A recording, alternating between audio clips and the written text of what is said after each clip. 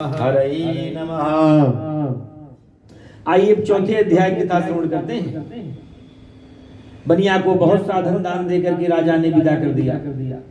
बनिया को बहुत सा धन दान देकर के राजा ने विदा कर दिया। बनिया कुछ दूर पे जाता है तो भगवान विचार करते हैं। भगवान विचार करते हैं कि देखें इसका मन शुद्ध हुआ कि नहीं। मन शुद्ध करना चाहिए। मने हम मनुष्याणाम कारण बंधन मोक्षय हो। मन से ही बंधन और मोक्ष होता है आदमी को। दुख और सुख जीवन में मन की वजह से आता है। मन को शुद्ध रखना चाहिए। मन ही बंधन और मोक्ष का कारण है, दुख सुख का कारण है। मन क्या है? मंदिर। मंदिर को जितना शुद्ध रखेंगे उतना ही भगवान परमात्मा प्रेम करेंगे आपसे, क्योंकि भगवान मन रूपी मंदिर में आते हैं। लेकिन पहले से ही जब कचरा भरा है तो हाउसफुल है, आगे चलो। मन की स्थिति ऐसी नहीं होनी चाहिए, ना जाने किस भेष में भगवान मिल जाए। बनिया को भगवान दंडी के भेष में मिल जाते हैं और बनिया से भगवान पूछते हैं कि कहाँ जा रहा है, क्या लदा हुआ है तेरी नौका में। बनिया तो धन के मन से उन्मत्त हो चुका था। बोला महाराज क्यों पूछते हो आप, आपको धन लेने की इच्छा है? मैं तो बनिया हूँ। बनिया की नाव में क्या होता है? धनिया, दालचीनी, तेज पत्ता, कड़ी पत्ता है, सब आपको नहीं छूना चाहिए। महाराज भगवान ने कहा जा वही हो जाए जो तू सोच रहा है। जाकी रही भावना जैसी, हरि मूर्ति देखी तिन तैसी। जाकी रही भावनाओं पे ध्यान दीजिए, यही आपके विचार बन जाएंगे और विचार ही आपको भविष्य की ओर लेके चला जाएगा। सब कुछ आपकी भावनाओं पे डिपेंड करता है। बनिया ने झूठ बोला, भगवान ने कहा जा वही हो जाए जो तू सोच रहा है। बनिया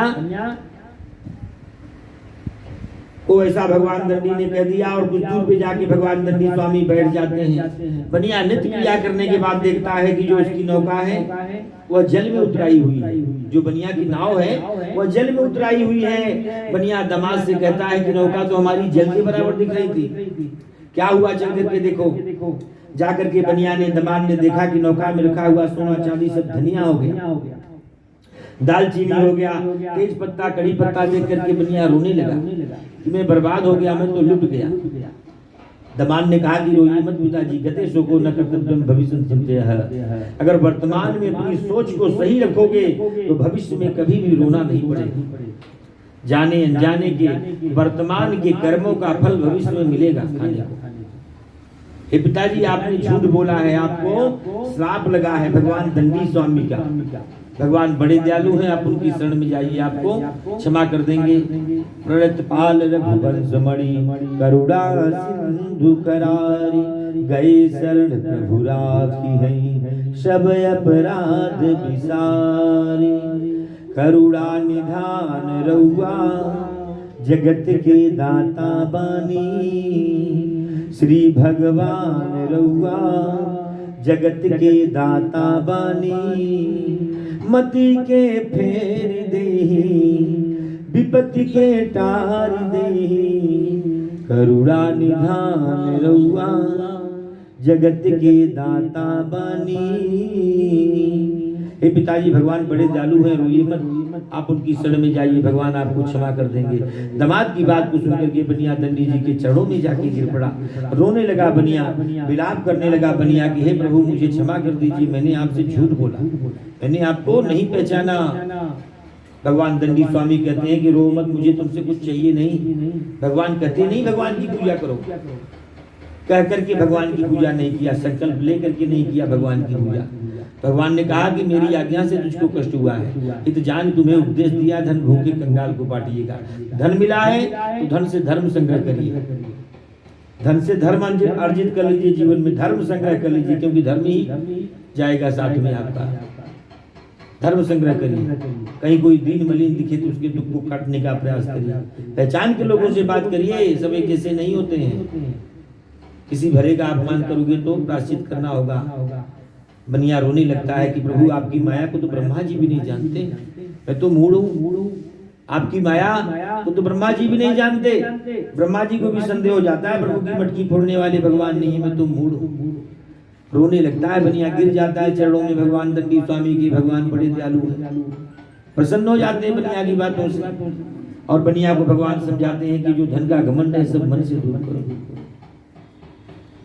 ये जो धन का घमंड है इसे मन से दूर करो। दौलत खजाना सब यही धरा रह जाएगा, सब यही धरा रह जाना है।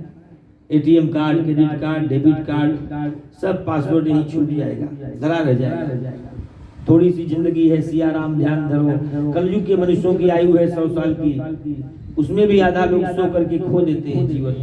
सिया राम ध्यान धरो, जहां से आए हो वहीं जाना है। यहाँ हुज्जत की लड़ाई झगड़ा करने का काम नहीं है, काहे को बैर करके जाना है। किसी को मत सताइए, किसी के विश्वास के साथ घात मत करिए, अंत में मर जाना है। कन्या को भगवान समझाते हैं और आशीर्वाद देते हैं कि जा तेरा धन तुझको मिल जाए। आशीर्वाद दे कि भगवान गंदी स्वामी अंतर ध्यान हो जाते हैं कुछ दूर पर जाकर के। बनिया ने जाकर के देखा कि जो उसकी नौका है वह धन से परिपूर्ण हो चुकी है। वो बहुत प्रसन्न होता है, ये सब देख करके बहुत प्रसन्न होता है। सबको अपना मनोरथ सुनाता है कि भगवान सत्यदेव की कृपा से जो मेरा धन था वो मुझे पुनः प्राप्त हो गया। ब्राह्मणों को बुलाते हैं बनिया, मंगलाचार करते हैं, बहुत सा धन दान करते हैं और फिर अपने नगर का प्रस्थान करते हैं बनिया।